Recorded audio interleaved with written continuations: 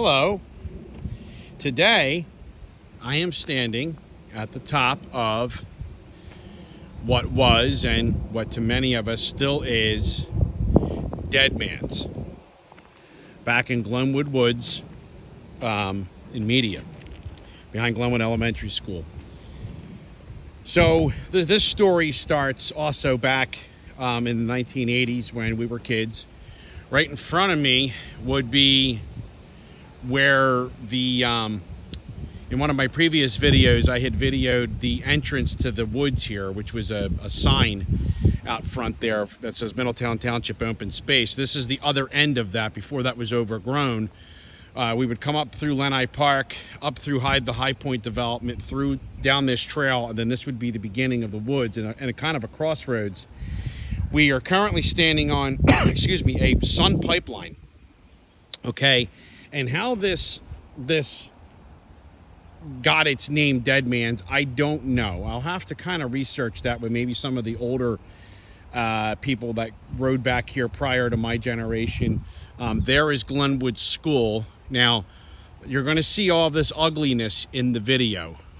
This additional pipeline that was ran here, the Mariner pipeline, and that development. But you have to put your mind back in a time, you know, a couple decades ago, when none of this stuff was here. And this was horse trails and, you know, hyperactive kids coming back here on dirt bikes, young adults. And we're going to take a little walk down memory lane here. So this Deadman's was at one time kind of more in the middle of this. And then over time, with water drainage and other things that occurred, we ended up having two sides of Deadman's, and I am currently walking down the left side of it, which was the probably more commonly used side of it for the motorcycles, for the dirt bikes. And this would be where you would get a chance to really hammer your motorcycle, four-wheeler, whatever it was you were riding, even a three-wheeler, up and down here. There were now these little humps here were not here. These were made, but there was always similar ones here. So there'd be little tiny small little jumps, like little wheelie jumps that you could hit coming up and down here. And the other side would be fun occasionally. That would be sort of down along there, if my mind serves me correctly. And there would, you know, it would be fun to ride on that side. And and during the time periods where you were able to ride on both sides, either side, generally speaking, we would go down one side and up the other one. So like you didn't get into a collision with anybody else that was riding. But there was never any real set path or set method. But out of every little section of these woods, whether it's the hill climbs, which I've done a video on, here, unfortunately, the apple orchard's gone, and the what I used to call the Blue Moon Swamp is gone, but which was actually a trail down here to the right. We used to call it Donovan's, and I didn't know at the time why, but then I come to find out there was a house up on the hill out on Route 1, which would be across from what currently is Thomas Chevrolet and the YMCA. The Donovan sisters lived there. And that road, that trail led to right in, like, basically the back of their houses. So this is called Deadman's. It could be because it was kind of like a suicide hill. You would come up and down here like crazy on your whatever choice of transportation you had. So, and I could do probably an hour-long video just on just my memories and experiences riding up and down Deadman's. But I'll share this. I probably got the make and model of the car wrong. Somebody will probably correct me if I ever get a chance to release these videos. I did know it at one time, but right around here, there was what I believe to be a late 60s or early 70s model red Ford Falcon. I'm probably wrong on the make and model of the car, but it was back here forever. And I can literally remember when I was a kid and came back here with my older brother, which would have probably been around 1982-ish, the car was still in relatively good shape.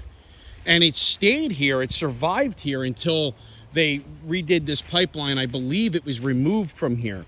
But you've got to figure that car was here since probably the late 70s all the way into, you know, 2020-ish, 2018-ish, maybe, when they finally removed it, when they started this pipeline project. So this hill would get muddy a lot, like after a snow melt, or after a lot of rain, and it would be actually kind of difficult to navigate up and down here. But for the most part, this trail was what led you into the woods. And then when you get to the bottom here, there's like a meetup spot where everybody would hang out and have a soda. A little bit later on, sometimes some people would bring beer or a cigarette or whatever the heck they were smoking, and that would just be a hangout. And it would be a crossroads, because at the bottom of this trail there's a little creek, and then if you go to the left, you would start going towards what, you know, the part of the woods we would call the hill climbs. And then if you went straight, if you look straight there up this pipeline, that would be where the old state police barracks was and the Franklin Mint. And I might have to stand corrected here about this red car. I thought they got rid of it when they did this, because I remember seeing pictures, but that could be part of it still over there, mumbled up in the corner there. Let's take a look. I also remember there being a second car that ended up back here that was similar to the first car. Okay, you know what? The red car, that is part of the red car, and then that's the other car that I'm talking about. That blue one looks like something from the 80s, but this is the piece. This is what's left of that red car. I'm sorry, I got it wrong. I thought they took it out of here, but here is what's left of that car. Wow. You know, it's amazing. Some parts of this don't even have any rust on it, and other parts of it are all rotted away. You can see like holes in it. I mean, I remember the hunters would shoot it with like shotguns, and you'd see like pellets and holes and everything in it. But that's amazing. I really thought that car was gone. I thought they took it out of here. See, that's what I mean about these people. They come through here and do construction. They don't even get rid of the trash. They just push it to the side and do their thing and get out. Deadman's was a very, very, very integral part of these woods, because if you were coming back here in the snow, or you were coming back here at night and didn't want to really venture deep into the woods, you would still have to come up and down Deadman's, because it was one of the best places to ride. It was one of the places to really enjoy yourself and ride. I'm going to walk to the bottom here. This is slow walking because I'm walking on these big rocks here. I'm just going to go to the bottom of Deadman's while we're talking, but so many good memories. You know, I tell people in these videos all the time, you have to put yourself in the mind of a 12-year-old kid when you look at these woods. You know, as an adult, it may not look like much of anything to somebody, but when you were a 12 or 13-year-old kid and you were getting loose back here on an 80cc dirt bike, so in many cases for your first time, this was your everything. This was a whole other world to you. It was so much different than, you know, you weren't around your parents, you know, you weren't around any teachers. You were really just getting a chance to kind of be a grown-up and be responsible for yourself and not have a ton of people bugging you. Here's the creek. They looks like they put that little stone structure in there, but you can see the water running in there. And this creek used to be nice too, because you'd get to the bottom of the creek and you would, you know, blast through it, and the water would splash all over the place, and you'd see smoke come off steam come off your engine of your motorcycle, because it would be hot, and then the cold water would hit it. But here is the hangout. Here's the bottom of Deadman's, and this is where we would oftentimes park and hang out.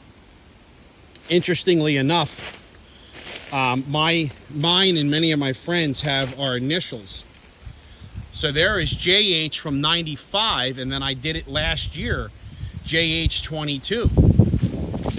And then there's JH, I want to say that's 97.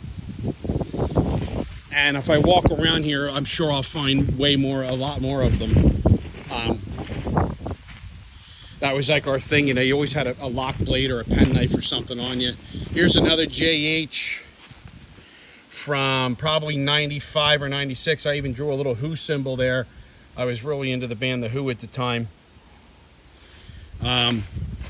All fun times, all just once upon a time at this point. But, you know, sadly they have built back here and a lot of our woods are gone. There's not much left back here. However, there is some things that you can still kind of get into back here. This is the bottom of Deadman's, and what we had back here also was a small little course up these little berms here, like these little hills that go through the creek. You'd come up here and do like a little jump up into the thing. So there was like a little course here we would ride in, and it was really a and if you went that way, you would go out towards the hill climbs.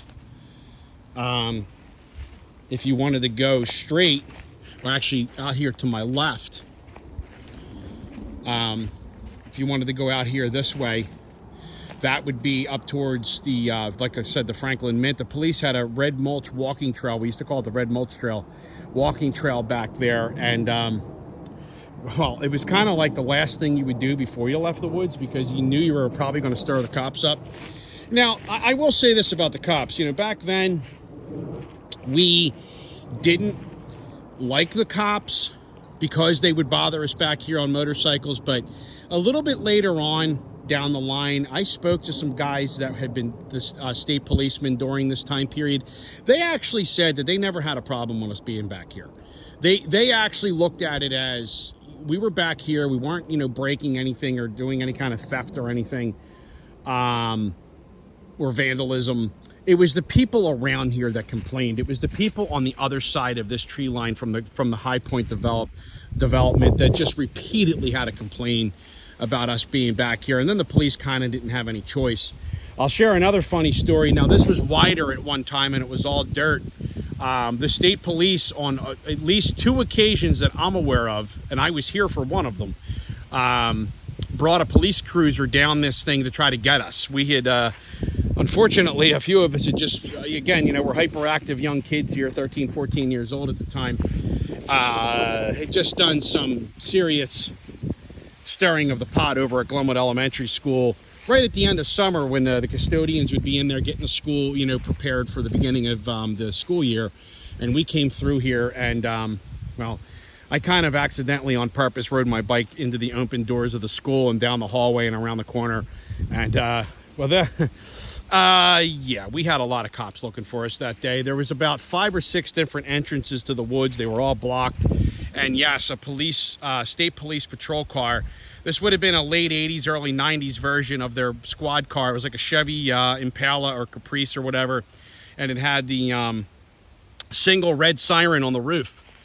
Well, them suckers came down this trail looking for us. I heard the sticks breaking and warned the kids I was with. And we took off out of here like bats out of hell, of course, and we got away. But a little bit later that day, we had a township agent come to all of our houses and give us a warning that if any of us were caught back here, they were going to confiscate the bike and, you know, all that kind of good stuff. So that sort of got me in a little bit of trouble at home because I had the distinction of having a green dirt bike, and, well, the rest is kind of history. But the police didn't mind as much as some of the neighbors did. And see, now that these neighbors have basically a whole zip code back here, you sort of, and it's not the people that live in High Point now necessarily, because most of the people that were involved with this are probably long gone. But this is kind of like the karma. It's like you have a whole zip code back here, a dangerous pipeline that everybody, it's very controversial. And back in the 80s and 90s, it was just kids on dirt bikes. And now you've got all this mess to contend with back here and this ugliness. So I take the kids ripping around on dirt bikes any day over the mess that has been created. And it sounds like some kids are coming back here on dirt bikes now. That would be interesting. I think I just heard them. But I'm going around to a lot of my old spots. I'm doing videos talking about the memories, the experiences, and the fun that we all had. It was a good time. It was a good time to be alive. It was a good time to live around here. And sadly, I love to hear those kids back there doing that. I really do. It's Very ironic that that would occur while I'm making this video. It's just kids trying to have fun. It's kids trying to have, and young adults, because I still like to ride. I'm not a young adult anymore. But it's people just trying to do something. It's not hurting anybody. They're kids on dirt bikes. The only thing they're going to do is hurt themselves if they get hurt.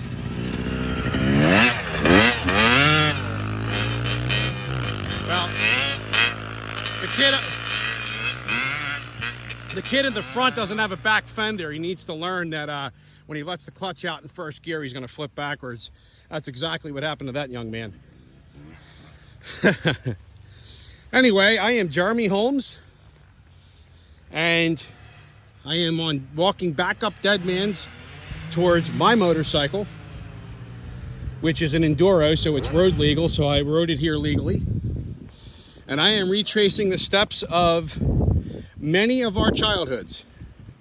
If you grew up in this area during the 70s, 80s, 90s, early 2000s, you've probably got a story or two about Deadman's. You probably got a story or two about riding dirt bikes back here.